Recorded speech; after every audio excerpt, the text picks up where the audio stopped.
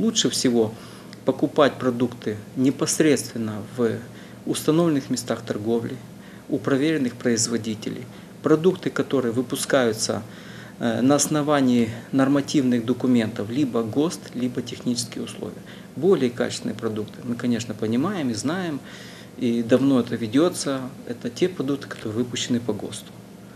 Конечно, продукты, которые выпущены по тех условиям, тоже обладают качеством и безопасностью, но те условия, которые принимает сам производитель к продуктам, которые выпускаются по ГОСТу, это гарантия государственная, что это продукт качественный и безопасный при выпуске данной продукции. Но условия хранения это уже особый вопрос, потому что если мы говорим о качестве, это все то, что заложено, ингредиенты в данный продукт. А если мы говорим о безопасности, это последующее играет роль. Это условия хранения, транспортировки, условия реализации и так далее. И другие мероприятия, которые могут повлиять уже непосредственно на качество продукции. И изменение температурный режим, и другие вопросы.